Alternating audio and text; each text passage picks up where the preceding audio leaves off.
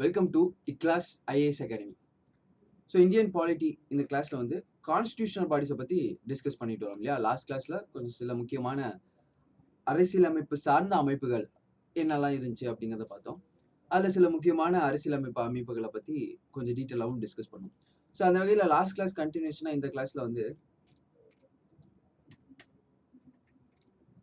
மொழியியல் சிறுபான்மையினருக்கான சிறப்பு ஆணையம். ஸோ நம்ம ஸ்டார்டிங்கில் பார்த்தோம் இல்லையா, நிறையா கான்ஸ்டியூஷனல் பாடிஸில் நிறைய கான்ஸ்டியூஷனல் பாடிஸ் நம்ம ஆல்ரெடி பார்த்துட்டோம். சில விட்டு போன சில விஷயங்கள்லாம் வந்து இந்த கிளாஸஸில் வந்து ரொம்ப இம்பார்ட்டண்ட்டான கான்ஸ்டியூஷனல் பாடிஸை டிஸ்கஸ் பண்ணிட்டு வரோம். ஸோ அந்த மாதிரி special officer for linguistic minorities, மொழியியல் சிறுபான்மையினருக்கான சிறப்பு ஆணையம், special officer for linguistic minorities, linguistic. So நம்ம ஆல்ரெடி வந்து இந்த பெரும்பான்மை சிறுபான்மை அந்த கான்செப்ட்ல மைனாரிட்டிஸ் அப்படிங்கிற விஷயம், இந்த மைனாரிட்டிஸ் அப்படிங்கிற டேர்ம் வந்து கான்ஸ்டியூஷன்ல எந்த இடத்துலையும் இருக்காது. மைனாரிட்டிஸ்னா என்ன அப்படிங்கிறத கான்ஸ்டியூஷன்ல டிஃபைன் பண்ணியிருக்கவும் மாட்டாங்க. ஸோ நம்ம இந்தியாவை பொறுத்த வரைக்கும் ரெண்டு டைப் ஆஃப் சிறுபான்மையினர் இருக்காங்க. ஒன்று வந்து லாங்குவேஜ், மொழி சார்ந்த சிறுபான்மையினர். இன்னொன்று பார்த்தீங்க அப்படின்னா மதம் சார்ந்த சிறுபான்மையினர், ரிலீஜியன் பேஸ் பண்ணி சிறுபான்மையர். இந்தியாவிலே லார்ஜஸ்ட் மைனாரிட்டி அப்படின்னா முஸ்லீம்ஸ். கிட்டத்தட்ட 14% வந்து முஸ்லீம்ஸ் வந்து மைனாரிட்டியாக இருக்காங்க. அது போக கிட்டத்தட்ட ஒரு 6 மைனாரிட்டி ரிலீஜியன் வந்து இந்தியாவில் இருக்கு. இந்த மைனாரிட்டிஸை எப்படி டிஃபைன் பண்ணுவாங்க? ரிலீஜியன் பேஸ் பண்ணி மதம் சார்ந்த சிறுபான்மையினரை ஒட்டுமொத்த இந்தியாவுக்கும் பார்ப்பாங்க. ஸோ வெறும் தமிழகத்தில் மட்டும்தான் முஸ்லீம்ஸ் மைனாரிட்டிஸ்னு இல்லை, எல்லா ஸ்டேட்ஸ்லையுமே முஸ்லீம்ஸ் மைனாரிட்டி தான். இந்தியா ஃபுல்லாமே முஸ்லீம்ஸ் வந்து மைனாரிட்டி. ஆனால் லாங்குவேஜ் பேஸ் பண்ணி மொழி சார்ந்த மைனாரிட்டிஸ் எப்படி பார்ப்பாங்க அப்படின்னா ஸ்டேட் வைஸ் ஏரியா வைஸ் பார்ப்பாங்க. தமிழகத்தில் மட்டும்தான் ஹிந்தி பேசுகிறவங்க வந்து மைனாரிட்டி. ஆனால் ஒட்டுமொத்த இந்தியாவிலையும் பார்த்தீங்க அப்படின்னா வந்து ஹிந்தி பேசுகிறவங்க மெஜாரிட்டியாக தான் இருக்காங்க. ஆனால் லாங்குவேஜ் வந்து மொழி சார்ந்தது பார்த்தீங்கன்னா இந்தியா வைஸ் எடுக்க மாட்டாங்க, ஒரு ஸ்டேட் வைஸ் ஏரியா வைஸ் தான் எடுப்பாங்க. இப்போ நம்ம தமிழகத்தில் தமிழ் வந்து மெஜாரிட்டி, ஹிந்தி தமிழ் அல்லாத மொழிகள் தான் வந்து மைனாரிட்டி. இதே வேறு ஸ்டேட்டுக்கு போயிட்டீங்க, இப்போ ஃபார் எக்ஸாம்பிள் ஆந்திரா, கர்நாடகா, அங்கே போயிட்டீங்கன்னா அவங்களோட அந்த கன்னடா லாங்குவேஜ் அங்கே வந்து மெஜாரிட்டி லாங்குவேஜ், அங்கே வந்து தமிழ் வந்து மைனாரிட்டி ஆயிடும். கேரளாவில் தமிழ் வந்து மைனாரிட்டி. இந்த மாதிரி எங்கே மைனாரிட்டி லாங்குவேஜ் இருந்தாலும் அந்த லாங்குவேஜை பாதுகாக்கணும். இப்போ ஃபார் எக்ஸாம்பிளுக்கு கேரளாவில் இருக்காங்க, கேரளாவில் வந்து மலையாளம் தான் கேரளாவோட லாங்குவேஜ், ஸ்டேட் லாங்குவேஜ். அங்கே வந்து தமிழ் பேசுகிறவங்க இருக்காங்க, துளு பேசுகிறவங்க இருக்காங்க. நார்த் கேரளாவில் பார்த்தீங்க அப்படின்னா துளு பேசுகிறவங்க. இப்போ அந்த லாங்குவேஜும் அங்கே வந்து பாதுகாக்கப்படணும், தமிழும் துளுவும். அதனால கான்ஸ்டியூஷன்லாம் என்ன கொடுத்துருக்காங்க அப்படின்னா, அப்போ தமிழ் பேசுகிறவங்க அங்கே ஓரளவுக்கு ஏதோ ஒரு இடத்துல டீசெண்டாக இருக்காங்க அப்படின்னா அந்த தமிழ் மொழி வளர்த்துறதுக்காக அவங்களோட பிரைமரி எஜுகேஷன் தமிழ் லாங்குவேஜில் கொடுக்கணும். இது கான்ஸ்டியூஷனல் கட்டாயமா, கான்ஸ்டியூஷன் படி கட்டாயமாக கொடுத்தாங்க. இப்போ நம்ம தமிழகத்தில் நான் ஒரு இடங்கள்ல பார்த்தீங்க அப்படின்னா வந்து கேரளா பேசுகிற பெருமக்கள் மட்டும் அங்கே ஒரு டீசெண்டான அமௌண்ட் ஆஃப் கேரளா பேசுகிறவங்க இருக்காங்க அப்படின்னா அவங்களுக்கு பிரைமரி எஜுகேஷன் அவங்களோட மதர் டங்கில் தான் கொடுக்கணும், மலையாளத்தில் தான் கொடுக்கணும். ஆனால் கேரளாவில் போய் மலையாளம் நம்ம அரசு கொண்டு வருமா? கண்டிப்பாக கொண்டு வரணும்.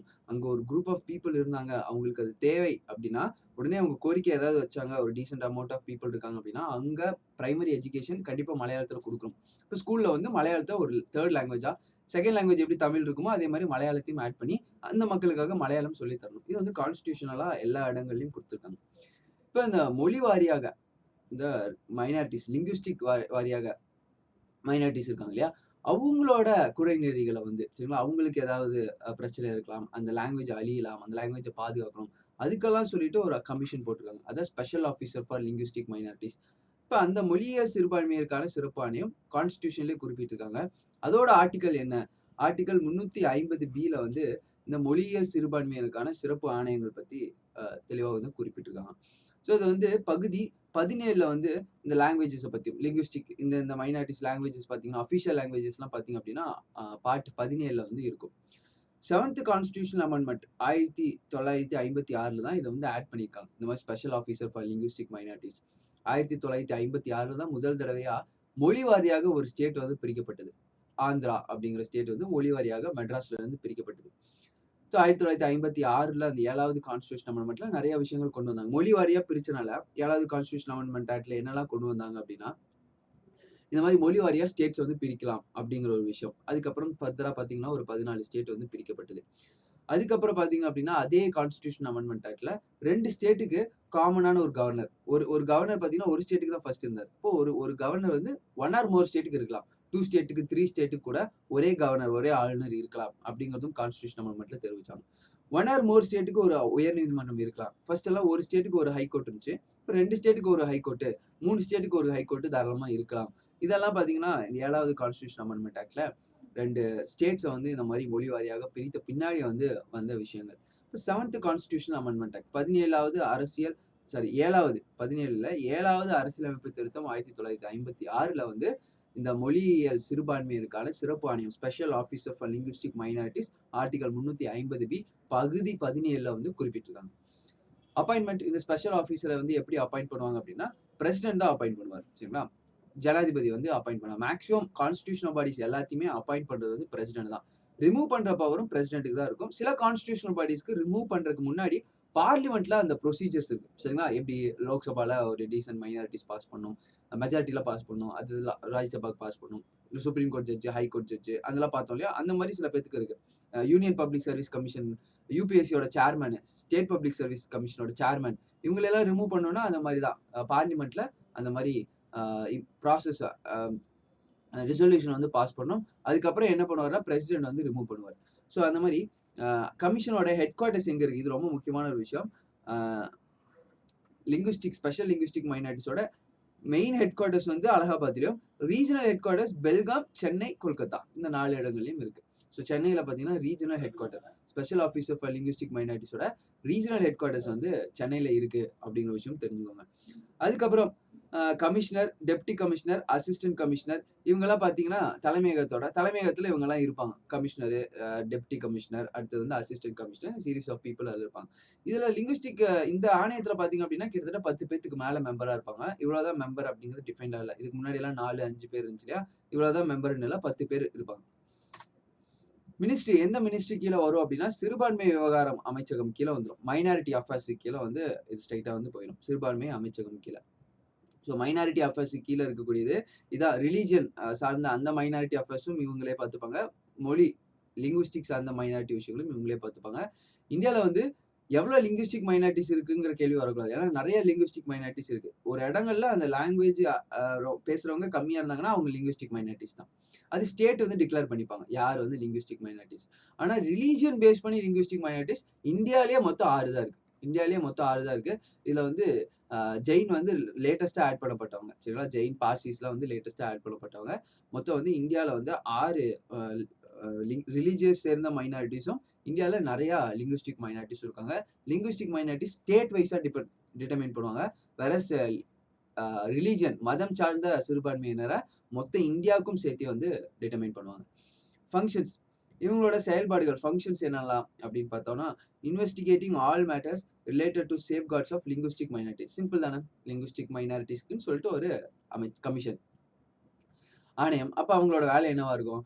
எங்கெல்லாம் மொழி வாரியாக சிறுபான்மை மக்கள் இருக்காங்களோ அவங்களோட பாதுகாப்பு தொடர்பான அந்த மொழி தொடர்பான பாதுகாப்பு, அவங்களுக்கு வரக்கூடிய அவங்களுக்கு கிடைக்கக்கூடிய அந்த விஷயங்கள், ஆப்பர்ச்சுனிட்டிஸ் அதெல்லாம் வந்து சரி பார்க்கறது தான் வந்து இந்த அஃபேர்ஸ், இந்த ஃபங்க்ஷன்ஸோட இந்த கமிஷன்ஸோட வேலையா இருக்கு.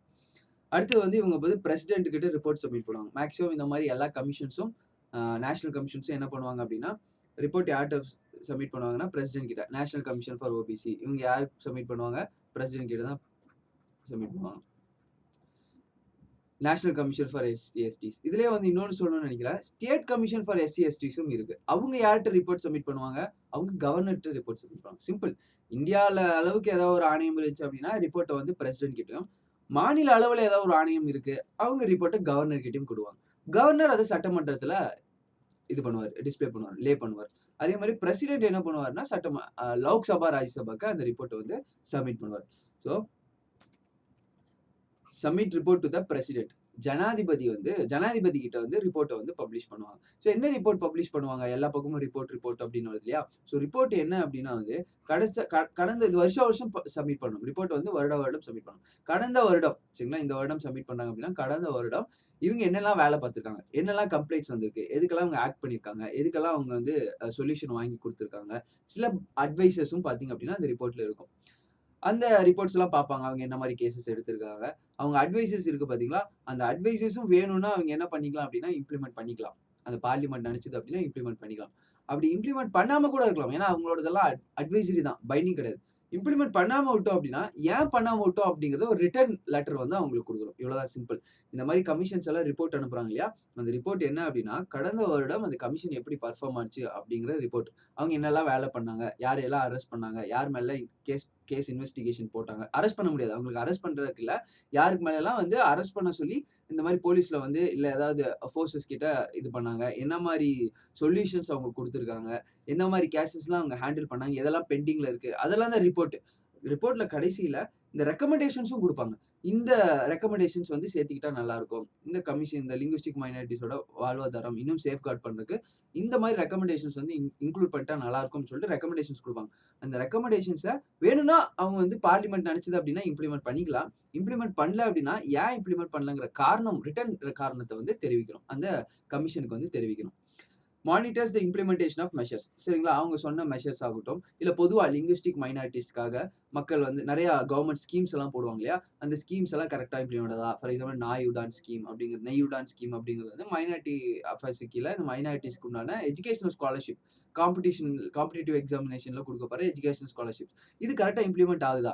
நீங்க ஒரு வேளை இப்ப முஸ்லிம்ஸா இருக்கீங்க, முஸ்லிம் மைனாரிட்டீஸா இருக்கீங்க அப்படின்னா, இப்ப வந்து குரூப் 1 எக்ஸாம் பாஸ் பண்றீங்க. யுபிஎஸ்சி எக்ஸாம் பாஸ் பண்றீங்க. இப்ப இந்த நை உடான்ல இருந்து மினிஸ்ட்ரி ஆஃப் மைனாரிட்டி அஃபேர்ஸ்ல உங்களுக்கு 50,000 வரணும் குரூப் 1க்கு. அதே மாரி யுபிஎஸ்சிக்கு 1,00,000 வரணும். இதே குரூப் 2 எஸ்எஸ்சி லெவல்ல இருக்கக்கூடிய குரூப் 2 லெவலுக்குலாம் 20,000 நீங்க பாஸ் பண்ணணும். பிரிலிம்ஸ் பாஸ் பண்ண உடனே இந்த காசு வந்து உங்களுக்கு வரணும். நீங்க அப்ளை பண்றீங்க. உங்களுக்கு வரல.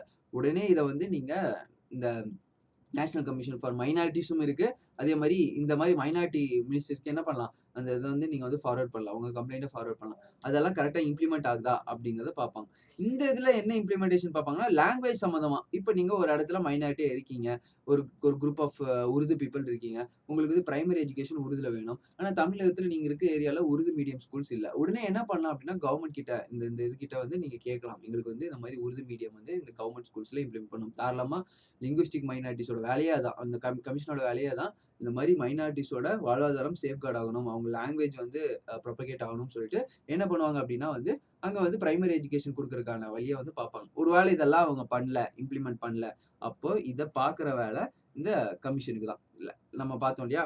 ஆ மொழியியல் சிறுபான்மை சிறப்பான்மையா. இவங்க அத பார்ப்பாங்க. ஏன் இம்ப்ளிமெண்ட் ஆகல? உடனே அந்த வருஷம் ரிப்போர்ட்ல இத வந்து பார்லிமென்ட்க்கு பிரசிடென்ட் கிட்ட சொல்லுவாங்க. இவங்க வந்து இந்த மாரி இம்ப்ளிமெண்ட் பண்ணல. அதுக்கு உண்டான காரணம் வந்து பார்லிமென்ட் வந்து சொல்லணும். ஏன் வந்து இம்ப்ளிமெண்ட் பண்ணல அப்படிங்கிறதுக்கு உண்டான காரணம் வந்து பார்லிமென்ட் வந்து தெரிவிக்கணும். அடுத்ததா பார்த்தீங்க அப்படின்னா, முக்கியமான இன்னொரு அ கான்ஸ்டிடியூஷனல் பாடி வந்து கம்ப்ட்ரோலர் அண்ட் ஆடிட்டர் ஜெனரல். இந்திய கணக்கு மற்றும் தணிக்கையாளர். இது பார்த்தீங்க அப்படின்னா வந்து ஆர்டிகிள் 350 வந்து குறிப்பிட்டிருக்காங்க. ஸோ இந்த கம்ப்ட்ரோலர் அண்ட் ஆடிட்டர் ஜெனரல் பொறுத்தவரைக்கும், அ இது வந்து நம்ம ஆல்ரெடி ஒரு இடங்கள்லயும் டிஸ்கஸ் பண்ணணும். இந்த parliamentary committees public accounts committee அப்படிங்கிற ஒரு கமிட்டி வந்து பார்த்தோம். உங்க எல்லாத்துக்கும் ஞாபகம் இருக்கும்னு நினைக்கிறேன். Public accounts committee. இருக்கறதுலயே ஓல்டஸ்ட் கமிட்டி 1919 ஆக்ட்ல வந்து அது அந்த சட்டம் மூலியமா கொண்டு வரப்பட்டு 1921ல நிறுவப்பட்ட இருக்கறதுலயே ஓல்டஸ்ட் கமிட்டி பார்லிமென்டரி கமிட்டி பாராளுமன்ற குழு அப்படின்னு சொல்லிட்டு ஒரு பப்ளிக் அக்கவுண்ட்ஸ் கமிட்டி பார்த்தோம். அவங்களோட வேலையே என்ன அப்படின்னா, comptroller and auditor general submit பண்ற ரிப்போர்ட்ஸ் கரெக்ட்டா இருக்கான்னு பார்க்கிறது தான். சரிங்களா? இப்ப இந்த கம்ப்ட்ரோலர் அண்ட் ஆடிட்டர் ஜெனரல் ரொம்ப ரொம்ப முக்கியமான ஒரு கான்ஸ்டிடியூஷனல் பாடி. ரொம்ப பவர்ஃபுல்லான ஒரு கான்ஸ்டிடியூஷனல் பாடி. ஸோ இது பெயர்லயே இருக்கு. இந்திய கணக்கு மற்றும் தணிக்கையாளர், ஆடிட்டர். சரிங்களா? இப்ப இதுல 2 இருக்கு. கம்ப்ட்ரோலர் ஒண்ணு, ஆடிட்டர் ஒண்ணு. கம்ப்ட்ரோலர் அப்படிங்கிறது ஒண்ணும் இல்ல. கண்ட்ரோலர் தான் கம்ப்ட்ரோலர். சரிங்களா? கண்ட்ரோலர். ஆடிட்டர் அப்படிங்கிறது உங்களுக்கு தெரியும் இல்லையா? கணக்கெல்லாம் கரெக்ட்டா நீங்க வந்து இப்போ ஒரு வேள அ அ ஒரு இன்கம் வந்து உங்களுக்கு டீசென்ட்டா ஒரு லேக்ஸ் மேல போச்சு அப்படின்னா, நீங்க வந்து ஐடி ஃபைல் பண்ணணும். அப்போ ஒரு ஆடிட்டர்ட்ட பண்ணுவீங்க. ஒரு கம்பெனியோட மேனேஜ்மென்ட் அக்கவுண்ட்ஸ் எல்லாம் ஒரு ஆடிட்டர் பார்ப்பாரு. அப்ப ஆடிட்டர்னா உங்களுக்கு தெளிவா இருக்கும். அதே மாரி நம்ம இந்தியாவுக்கு பார்த்தீங்கன்னா, இந்தியன் கவர்ன்மெண்ட் சென்ட்ரல் கவர்ன்மென்ட்க்கு நெறைய கணக்கு வழக்குகள் இருக்கு இல்லையா? நெறைய இடங்கள்ல ஸ்பெண்ட் பண்றாங்க. நெறைய இடங்கள்ல காசு வாங்குறாங்க. நெறையா இன்வெஸ்ட்மென்ட்ஸ் பண்றாங்க. நெறையா சாங்ஷன்ஸ் பண்றாங்க ப்ராஜெக்ட்ஸ்க்கு. அப்ப பெரிய ஒரு ஆர்கனைசேஷன்ஸ் தான் நம்ம இந்தியன் கவர்ன்மெண்ட் அப்படிங்கிறது. கரெக்ட் தானே? எப்படி ஒரு கம்பெனில ஒரு பெரிய வரவு செலவு இருக்கும், சம்பளம் குடுக்குறது. அப்போ ஒரு ஆடிட்டர் இருப்பாரு. அந்த ஆடிட்டர் எல்லா எல்லா கணக்கும் கரெக்ட்டா போயிட்டு இருக்கா அப்படிங்கிறத செக் பண்ணிட்டே இருப்பாரு. ஸோ இந்த இடங்கள்ல இந்த கணக்கு கரெக்ட்டா இல்லையே, இது பேலன்ஸ் ஆகலையே அப்படிங்கிறத ஆடிட்டர் கண்டுபிடிச்சு சொல்லுவார். உடனே அத பார்ப்பாங்க. நடுவுல எவனாவது காசு அடிச்சிருக்கானா, அதெல்லாம் பார்க்கிறது தான் ஆடிட்டரோட வேலை. அப்ப இந்தியன் கவர்ன்மென்ட்டும் இவ்ளோ பெரிய ஆர்கனைசேஷன் இல்லையா? ஆர்கனைசேஷன் மாரி ஒரு கம்பெனி மாரி தான் இந்தியன் கவர்ன்மென்ட்டும். இப்ப நெறைய வரவு, செலவு, நெறைய பேத்துக்கு சம்பளம் குடுக்கணும், நெறைய ப்ராஜெக்ட்ஸ் பண்றாங்க. நெறைய ப்ராஜெக்ட்ஸ்க்கு வந்து பெரிய பெரிய பணங்கள இம்ப்ளிமெண்ட் பண்றாங்க. பட்ஜெட் ஒழுங்கா பாஸ் ஆகுதா? இந்த மாரி இந்த ஆடிட்டிங் இந்த கணக்கு சம்மந்தமா பார்க்கக்கூடிய ஒரு ஆள் வேணும். கரெக்ட்டா? அந்த ஆளுக்கு இண்டிபெண்டன்ட் பவர் குடுக்கணும். இல்லையா? இப்ப கவர்ன்மெண்ட் பண்ற பவர ஆடிட்டர் பண்றது அந்த ஆளு. அப்ப அந்த அந்த அவரு பார்த்தீங்க அப்டின்னா, கவர்மெண்ட் சாதகமா இருந்துட்டாருன்னா, பயாஸ்டா இருந்துட்டாருன்னா, அப்ப கவர்மெண்டோட பண்ற கணக்குல அவர் பொய் கணக்கு காட்டுறதுக்கு வாய்ப்பு இருக்கு. அதனால இந்த சிஏஜி அப்படிங்கிற பொசிஷன வந்து ரொம்ப இண்டிபெண்டன்ட்டா இருக்கணும்னு சொல்லிட்டு கான்ஸ்டிடியூஷன்லயே குடுத்துருக்காங்க. ஸோ இவர் தான் வந்து ஃப்ரெண்ட்ஸ் ஆஃப் இந்த பப்ளிக் அக்கவுண்ட்ஸ் கமிட்டியோட ஃப்ரெண்ட்ஸ் அப்படின்னு சொல்லுவாரு. இந்த கமிட்டியோட ஃப்ரெண்ட் பிலாசபர் அப்படின்னு கூட சொல்லுவாங்க. ஸோ அந்த கமிட்டிக்கு வந்து ரொம்ப ஹெல்ப் பண்ணுவாரு. சிஏஜி வந்து அந்த ஆடிட்லாம் பப்ளிஷ் பண்ணுவாரு. இந்தியாவோட மொத்த கணக்கு வழக்கையும் பார்க்கக்கூடிய ஒரு ஆள். அப்ப அதுதான் வந்து ஆடிட்டர் அப்படிங்கிறது. அப்ப இப்ப இவரோட வேலை என்னன்னு உங்களுக்கு தெரிஞ்சிருக்கும். இப்ப சிஏஜியோட வேலை ஒட்டுமொத்த இந்தியாவோட கணக்கு வழக்க பார்க்கிறது. சிம்பிள். கணக்கு கரெக்ட்டா பண்ணியிருக்கா? இது கணக்கு ஏதாவது மாறுதல் இருந்துச்சு அப்படின்னா, உடனே வந்து ரிப்போர்ட் பப்ளிஷ் பண்ணுவாங்க. சிஏஜி வந்து நெறைய இடங்கள்ல விசில் ப்ளோயிங் பண்ணுவாங்க. நெறைய இடங்கள்ல பணம் வந்து மக்களோட பணம் ஒழுங்கா செலவாகல அப்படிங்கிறத எடுத்து காட்டியிருக்காங்க. ரொம்ப இம்பார்ட்டன்ட்டான ஒரு போஸ்ட். ஆனா இதுல இன்னொரு பெயரும் இருக்கு. கம்ப்ட்ரோலர். கம்ப்ட்ரோலர் அப்படிங்கன்னா கண்ட்ரோலர் தான். அது ஏன் கம்ப்ட்ரோலர்ன்னு வச்சிருக்காங்கன்னா, சாதாரணமா ஒரு ஆர்கனைசேஷன்ஸ் இருக்கு. ஒரு கம்பெனி இருக்கு. அங்க வந்து கண்ட்ரோலர் சொல்லலாம். இது வந்து இந்தியாவுக்கு வந்து ஒரு தனியா ஒரு பெயர் குடுக்கணும் அப்படிங்கிறதுக்காக கம்ப்ட்ரோலர்ன்னு குடுத்துருக்காங்க. ஜஸ்ட் இதோட மீனிங் என்னன்னா கண்ட்ரோலர் அப்படிங்கிறது தான். அப்ப 2 இருக்கு இல்லையா? Controller and auditor general. அவர் தான் சிஏஜி. சிஏஜி அப்படிங்கிறது ஒருத்தர் அப்பாயிண்ட் பண்ணுவாங்க. கண்ட்ரோலர் அண்ட் ஆடிட்டர் ஜெனரல்னு சொல்லிட்டு பிரசிடென்ட் வந்து அப்பாயிண்ட் பண்ணுவாரு. இண்டிபெண்டன்ட் பாடி. கான்ஸ்டிடியூஷன்லயே குறிப்பிட்டிருக்கு. அவரோட வேலை என்ன அப்படின்னா, கான்ஸ்டிடியூஷன்ல கம்ப்ட்ரோலர் அண்ட் ஆடிட்டர். இது எங்கிருந்து எடுத்திருக்காங்க அப்படின்னா, யுகேல இருந்து எடுத்திருக்காங்க. So comptroller and auditor. ஆடிட்டர்னா என்னன்னு தெரிஞ்சிருச்சு. கணக்கு வழக்கெல்லாம் பார்க்குறது. அப்ப கம்ப்ட்ரோலர்னா என்ன அப்படின்னா, அந்த காசு செலவாகறதுக்கு முன்னாடி கண்ட்ரோல் பண்றது. இப்ப இந்த ப்ராஜெக்ட்க்கு 6,000 கோடி செலவாகறதுக்கு முன்னாடி கண்ட்ரோல் பண்ணும். இது 6,000 கோடி நிஜமாலுமே இங்க செலவாகுமா? இது வந்து 5,000 கோடி ஆகுமே. இது வந்து 5,500 கோடி ஆகுமே. 6,000 கோடி கரெக்ட்டா செலவாகுமா? அப்படிங்கிறது கண்ட்ரோல் பண்றது. அது இது இந்த இவங்களோட இதோட வேலை என்ன? இந்த டெர்மோட வேலை என்ன அப்படின்னா, செலவாகறதுக்கு முன்னாடி பார்க்கிறது. செலவானதுக்கு அப்புறம் பார்க்கிறது ஆடிட்டர். கரெக்ட்டா? இந்த 2 வேலையுமே வந்து சிஏஜிக்கு பண்ணணும் அப்படின்னு சொல்லி குடுத்துருக்காங்க. யுகேல அந்த மாரி தான் குடுத்துருக்காங்க. யுகேல இருந்து இந்தியாவுக்கு எடுத்து வச்சிருக்காங்க. இந்தியால ஒரு டைமும் செலவு பண்ணும்போதும், இந்த மாரி சிஏஜியோட பர்மிஷனோட செலவு பண்றது வந்து அது வந்து இக்கட்டானது. நடக்காது இல்லையா? அவங்க வந்து செலவு பண்றதுக்கு முன்னாடிலாம் வந்து சிஏஜிக்கு வந்து பர்மிஷன் கிடையாது. ஸோ அவர் சொன்ன பின்னாடி அதனால பிளாங்கா என்ன அப்டின்னா, இந்தியால வந்து இந்த கம்ப்ட்ரோலர் அப்படிங்கிறது வெறும் பெயரளவுல தான் இருக்கு. இந்தியால இருக்கக்கூடிய சிஏஜிக்கு வந்து செலவு ஆன பின்னாடி பார்க்குற பவர் மட்டும் தான் இருக்கு இப்போ. சரிங்களா? செலவான பின்னாடி ஒழுங்கா செலவாயிருக்கா? எங்கேயாவது மிஸ்யூஸ் ஆயிருக்கா? அந்த மாரி செலவானதுக்கு அப்புறம் பார்க்குற பவர் தான் இருக்கே தவிர, செலவு பண்றதுக்கு முன்னாடி இருக்கக்கூடிய அந்த கம்ப்ட்ரோலர் பவர் வந்து இந்தியால வந்து கிடையாது. சிஏஜிக்கு வந்து இந்தியால வந்து கிடையாது. ஆனாலும் பெயர்ல வந்து கம்ப்ட்ரோலர் அண்ட் ஆடிட்டர் ஜெனரல் வச்சிருக்காங்க. ஆனா இந்தியால அவரோட சிஏஜியோட வேலை செலவு ஆன பின்னாடி கரெக்ட்டா செலவாயிருக்கா இல்லையான்னு பார்க்கிறது மட்டும் தான். அப்படிங்கிறது தான் வந்து யுகே கான்ஸ்டிடியூஷன்ல எடுத்த இந்த ஒரு வித்தியாசம். ஸோ சிம்பிளா இன்னொரு தடவ சொல்றேன். யுகேல இருந்து எடுத்தது தான் இந்த கம்ப்ட்ரோலர் அண்ட் ஆடிட்டர் ஜெனரல் அப்படிங்கிற ஒரு விஷயம். கம்ப்ட்ரோலர் அண்ட் ஆடிட்டர் ஜெனரல் இவர் என்ன பண்ணுவார் அப்படின்னா, இவர் வந்து என்ன பண்ணணும் அப்படின்னா, செலவாகறதுக்கு முன்னாடியும் கண்ட்ரோல் பண்ணணும், செலவானதுக்கு அப்புறம் ஆடிட் பண்ணணும். ஆனா இந்தியால அப்படி இல்ல. இந்தியால ஆடிட் மட்டும் தான் பண்ணிட்டு இருக்காங்க. இந்த கம்ப்ட்ரோலர் அப்படிங்கிற பவர் வந்து டைரக்ட்டா வந்து இன்னும் குடுக்கப்படல. கான்ஸ்டிடியூஷன்ல நம்ம சிஏஜிக்கு வந்து குடுக்கப்படல. அதனால டாக்டர் பி.ஆர். அம்பேத்கர் வந்து ஒரு இம்பார்ட்டன்ட் கோட்ஸ்ல வந்து சொல்லியிருக்காரு. ஸோ இந்த கோட்ஸ வந்து நோட் பண்ணிக்கோங்க. இது வந்து உங்க ஏதாவது சிஏஜி பத்தி கேட்டாங்கன்னா, இத வச்சு ஆரம்பிச்சுக்கோங்க ஒரு கொஸ்டின. So I am of the opinion that this dignitary or officer is probably the most important officer in the constitution of India. இந்திய அரசியல் அமைப்பு இந்திய அரசியலமைப்பிலே மிக முக்கியமான ஒரு ஆஃபீசர். மிக முக்கியமான ஒரு பதவி யாருக்கு இருக்கு அப்படின்னா வந்து, கம்ப்ட்ரோலர் அண்ட் ஆடிட்டர் ஜெனரலுக்கு தான் இருக்கு. என்னோட ஒப்பீனியன் படி. அப்படின்னு யார் சொல்றா அப்படின்னா, டாக்டர் பி.ஆர். அம்பேத்கர். கான்ஸ்டிடியூஷனோட டிராஃப்டிங் கமிட்டி சேர்மன் வந்து சொல்றாரு.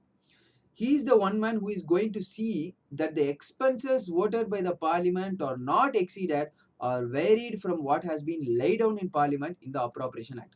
பட்ஜெட் பாஸ் பண்றாங்க, மணி பில் பாஸ் பண்றாங்க. இந்த மாரி காசு எடுத்துக்கோங்க. இல்லையா? லா பாஸ் பண்ண பின்னாடி தான் காசு எடுத்துக்க முடியும். காசு எடுத்துக்கிறாங்க. அந்த காசு கரெக்ட்டா செலவு பண்றாங்களா? அந்த காச அதிகமா எங்கேயும் செலவு பண்ணலையா? அந்த காச கம்மியா எங்கேயும் செலவு பண்ணலையே. கரெக்ட்டான இடத்துல தான் செலவு பண்றாங்களா? யாரோட பாக்கெட்டுக்கும் மணி போல. இது எல்லாத்தையும் ஆடிட் பண்ற வேல நம்ம சிஏஜிக்கு தான். அதனால மோஸ்ட் இம்பார்ட்டன்ட் ஆஃபீசர் அப்படின்னு சொல்லி கம்ப்ட்ரோலர் அண்ட் ஆடிட்டர் ஜெனரல் சொல்றாங்க.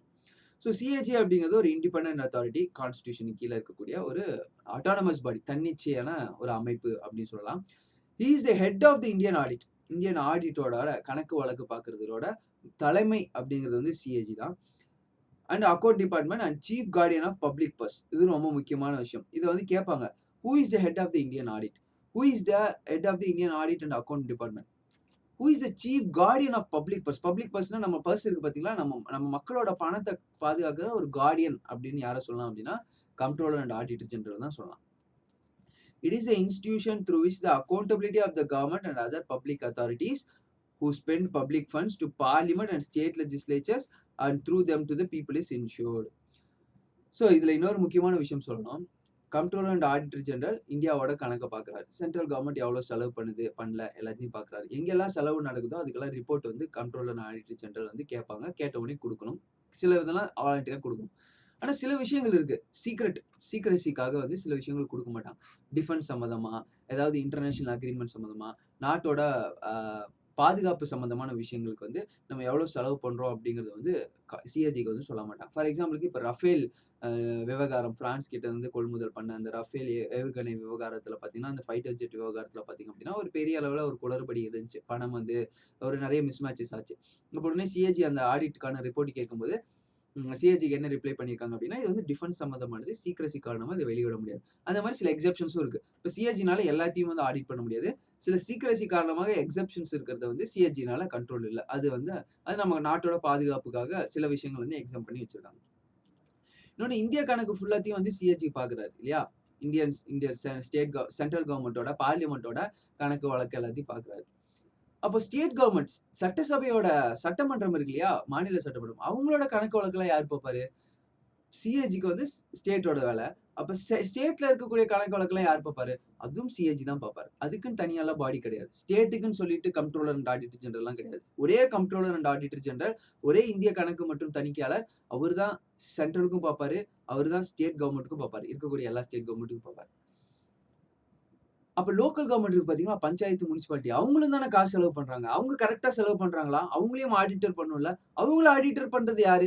அவங்கள ஆடிட்டர் பண்றதும் சிஏஜி தான். இப்போ CAG comptroller and auditor general central கவர்மெண்டோட கணக்கு வழக்கும் பார்ப்பாரு, ஸ்டேட் கவர்மெண்டோட கணக்கு வழக்கும் பார்ப்பாரு. லோக்கல் கவர்மெண்ட், பஞ்சாயத்து, முனிசிபாலிட்டி, அதோட கணக்கு வழக்கு பார்க்கறதும் சிஏஜி தான். அதுக்குன்னு தனித்தனி பாடிஸ்லாம் கிடையாது. ஸோ ஒட்டுமொத்தமா இந்திய அரசாங்கம் மக்களோட வரி பணம் இல்ல மக்களோட பர்ஸ்ல இருந்து போற அந்த காசு, அதான் மக்களோட வரி பணம் சொல்லலாம். கவர்மெண்ட் ஸ்பெண்ட் பண்ற ஒவ்வொரு ரூபாய்க்கும் அக்கௌண்ட் வந்து சிஏஜி தான் பார்த்துட்டு இருக்காங்க. அது சென்ட்ரா இருந்தாலும் சரி, ஸ்டேட்டா இருந்தாலும் சரி, லோக்கல் கவர்மெண்ட் இருந்தாலும் சரி. தற்போது பாத்தீங்க அப்படின்னா, சந்திர முர்மு, ஸ்ரீ கிரீஷ் ஜிசி முர்முன்னு சொல்லுவாங்க. கிரீஷ் சந்திர முர்மு, இவர் வந்து என்னவா இருக்காரு அப்படின்னா, தற்போது சிஏஜியா இருக்காரு. இன்குபென்ட் அப்படின்னா வந்து தற்போது இருக்கக்கூடிய சிஏஜியா இருக்காரு. இன்குபென்ட் பிரசிடென்ட் அப்படிங்குவாங்க. திரௌபதி மர்மு அப்படிங்கிறது வந்து இன்குபென்ட் பிரசிடென்ட். இப்ப தற்போது பிரசிடென்ட்டா இருக்காங்க. இன்குபென்ட் பிரைம் மினிஸ்டர் நரேந்திர மோடி வந்து தற்போது பிரைம் மினிஸ்டர். அதான் இன்குபென்ட் அப்படிங்கிற வேர்டு என்னன்னா, தற்போது அந்த போஸ்ட்ல வந்து யார் இருக்காங்க அப்படிங்கிறது வந்து குறிக்கிறதா. ஸோ இதுதான் வந்து சிஏஜி தொடர்பான சில முக்கியமான விஷயங்கள். அடுத்ததா பாத்தீங்க அப்படின்னா, கான்ஸ்டிடியூஷன் பாடியிலே 2 முக்கியமான body, attorney general, advocate general. Article 76ல வந்து இந்திய அரசு தலைமை வழக்கறிஞரை பத்தியும், ஆர்டிகல் 165ல மாநில அரசு தலைமை வழக்கறிஞரை பத்தியும் குறிப்பிட்டிருக்காங்க. ஸோ அட்டார்னி ஜெனரல் ஒன்று, இன்னொன்று வந்து advocate general. So attorney general அப்படிங்கிறது வந்து ஆர்டிகல் 76லையும், அட்வொகேட் ஜெனரல் அவரை பத்தி ஆர்டிகல் 165லையும் குறிப்பிட்டிருக்காங்க. ஸோ இது பாத்தீங்க அப்படின்னா வழக்கறிஞர் தான் சரிங்களா. அட்டார்னி ஜெனரல், அட்வொகேட் ஜெனரல் அப்படிங்கிறவங்க வழக்கறிஞர் தான்.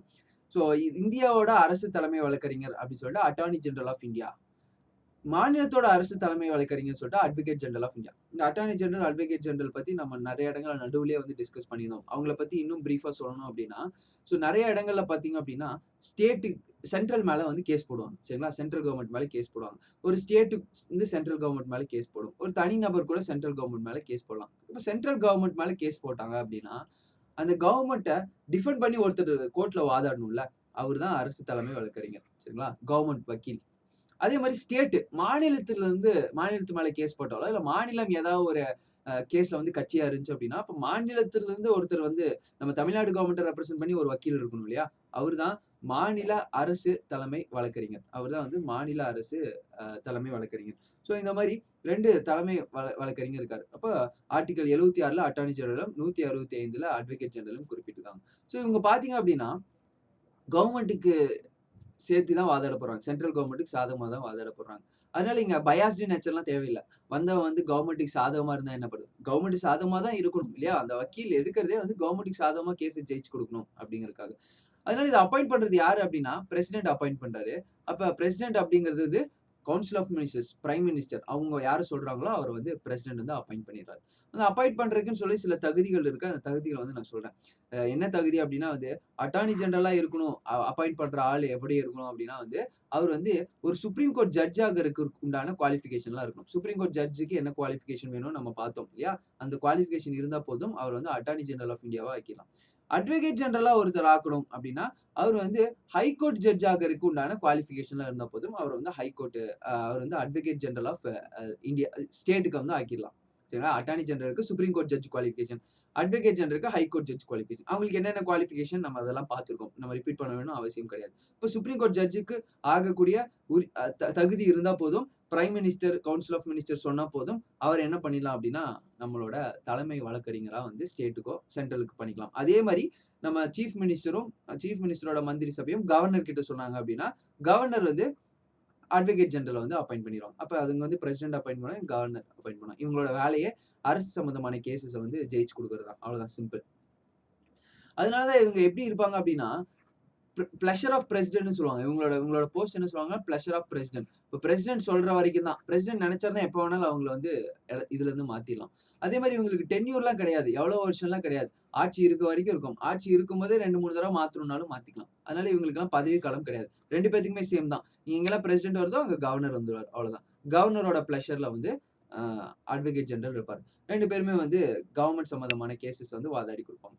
அப்ப இவங்க வந்து பிரைவேட்டா கேசஸ் எடுக்க முடியுமா? கவர்மெண்ட் வக்கீல் ஆயிட்டாங்க. அப்ப கவர்மெண்ட் கேசஸ் மட்டும் தான் பண்ண முடியுமா? பிரைவேட்டா தனியா போயிட்டு ஒரு பிரைவேட்டா வந்து ஒருத்தங்க வந்து கேஸ் குடுக்குறாங்க. அத வந்து வாதாட முடியுமா? தாராளமா வாதாடலாம். இவங்க 2 பேருமே வந்து பிரைவேட் பிராக்டிஸ் கூட பண்ணிக்கலாம். இவங்க 2 பேருமே பிரைவேட் பிராக்டிஸ் வேணும்னாலும் பண்ணிக்கலாம். ஆனா அதுல வந்து கவர்மெண்ட் வந்து ஒரு கட்சியா இருக்கக்கூடாது. சரிங்களா? ஏதோ ஒரு கார்ப்பரேட்டுக்கும் இன்னொரு கார்ப்பரேட்டுக்கும் நடக்குது. தாராளமா போயிட்டு பண்ணி குடுக்கலாம். ஒரு கார்ப்பரேட்டுக்கும் இண்டிவிஜுவலுக்கும் நடக்குது. தாராளமா போயிட்டு வாதாடி குடுக்கலாம். அங்க வந்து கவர்மெண்ட் கட்சி இருக்கக்கூடாது. அதே மாரி பிரைவேட்டா தான் நடக்குது. ஒருத்தனுக்கும் இன்னொருத்தனுக்கும் அது பிரைவேட்டா நடக்கக்கூடிய விஷயம். அங்க போயிட்டு அவங்க வந்து கேஸ் வந்து வாதாடி குடுக்கலாம். ஆனா அது கிரிமினல் கேஸஸா இருக்கக்கூடாது. கிரிமினல் கேஸஸா இருக்கக்கூடாது. கிரிமினல் கேஸஸையும் வாதாடலாம். பிரசிடென்ட் கிட்ட பர்மிஷன் வாங்கிட்டு வாதாடணும். அவ்வளவுதான். இவரு வந்து கவர்னர் கிட்ட பர்மிஷன் வாங்கிட்டு வாதாடணும். அப்ப இந்த சென்ஸ் என்ன அப்டின்னா, இவங்களோட வேலை பார்த்தீங்க அப்டின்னா வந்து பெர்ஃபெக்ட் கவர்ன்மெண்ட் வேலைன்னு சொல்ல முடியாது. இது உங்களோட வேலை வந்து கவர்ன்மெண்ட் டியூட்டின்னு சொல்ல முடியாது. கவர்ன்மென்ட்க்காக வந்து இருக்கக்கூடிய அரசு வக்கீல்கள் அவ்வளவுதான். இவங்களுக்கு சம்பளம் எல்லாம் பிரசிடென்ட் டிட்டர்மைன் பண்ற சம்பளம், கவர்னர் டிட்டர்மைன் பண்ற சம்பளம். இவங்களுக்கு மேக்ஸிமம் டென்யூர் பதவி காலம்லாம் கிடையாது. இவங்களோட குவாலிஃபிகேஷனே சிம்பிள். சுப்ரீம் கோர்ட் ஜட்ஜ் ஆகுற குவாலிஃபிகேஷன், ஹை கோர்ட் ஜட்ஜ் ஆகுற குவாலிஃபிகேஷன். இவங்க வந்து பிரைவேட்டாவும் பிராக்டிஸ் பண்ணிக்கலாம். பிரைவேட்டா கிரிமினல் கேஸஸ் கூட எடுத்து பண்ணிக்கலாம். ஆனா கிரிமினல் கேஸஸ் எடுக்கிறதுக்கு முன்னாடி கவர்ன்மென்ட் கிட்ட பிரசிடென்ட் கிட்ட பர்மிஷன் வாங்கணும். அட்வொகேட் ஜெனரலா இருந்தாரு அப்படின்னா கவர்னர் கிட்ட பர்மிஷன் வாங்கணும். So Constitution of India has provided for the office of Attorney General of the India. He is the highest law officer in the country. Mister K Venugopal பாத்தீங்க அப்படின்னா இப்ப அட்டார்னி ஜெனரல் ஆஃப் இந்தியாவா இருக்காரு. இவருக்கு maximum ஏஜும் கிடையாது. சரிங்களா? எல்லா குவாலிஃபிகேஷனும் இருக்கணும் சுப்ரீம் கோர்ட் ஜட்ஜுக்கு. Except age. ஏஜ் பாத்தீங்க அப்படின்னா இப்ப தற்போது அட்டார்னி ஜெனரல் ஆஃப் இந்தியாவா இருக்கிற வயசு பாத்தீங்கன்னா 90. ஸோ மேக்ஸிமம் ஏஜ் எவ்வளவு வேணா இருக்கலாம். அதே மாதிரி கான்ஸ்டிடியூஷன் ஆஃப் இந்தியா ஆர்டிகல் 165ல என்ன சொல்லியிருக்காங்க அப்படின்னா வந்து highest law officer of the state அப்படின்னு யாரை சொல்றாங்க அப்படின்னா அட்வொகேட் ஜெனரல் சொல்லியிருக்காங்க.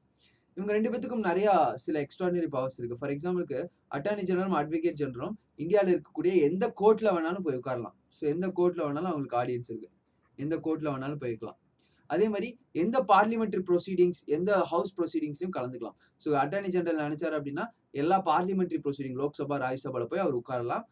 பார்க்கலாம் என்ன நடக்குதுங்கிறத பத்தி டிஸ்கஸ் பண்றத பார்க்கலாம். ஆனா ஓட்டிங் பவர் மட்டும் கிடையாது. வேற அட்வொகேட் ஜெனரலும் பாத்தீங்க அப்படின்னா அவரு சட்டமன்றத்துல இருக்கக்கூடிய சட்டசபையில போயிட்டு கலந்துக்கலாம், பார்க்கலாம், பேசலாம். ஆனா அவருக்கும் ஓட்டிங் பவர் கிடையாது. ஸோ இதெல்லாம் பாத்தீங்கன்னா அவங்களுக்கு இருக்கக்கூடிய ஒரு எக்ஸ்ட்ரா பவர்ஸ் அப்படின்னு கூட சொல்லலாம்.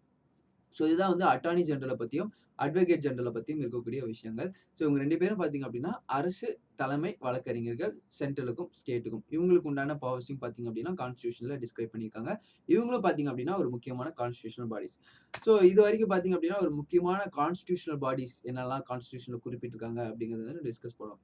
நெக்ஸ்ட் கிளாஸ்ல வந்து நான் கான்ஸ்டிடியூஷனல் பாடிஸ், அரசியல் அமைப்புல குறிக்கப்படாத சில அமைப்புகள் வந்து இருக்கு. அது என்ன? அதுல முக்கியமான விஷயங்கள் இப்ப நம்ம டிஸ்கஸ் பண்ண மாதிரி அதுல இருக்கக்கூடிய முக்கியமான பாயிண்ட்ஸ் வந்து டிஸ்கஸ் பண்ணிடுவோம். ஸோ தேங்க்யூ ஃபார் வாட்சிங் இக்லாஸ் ஐஏஎஸ் அகாடமி. நெக்ஸ்ட் கிளாஸ்ல வந்து நான் கான்ஸ்டிடியூஷனல் பாடிஸை பத்தி டிஸ்கஸ் பண்ணலாம். தேங்க்யூ ஃபார் வாட்சிங் இக்லாஸ் ஐஏஎஸ் அகாடமி.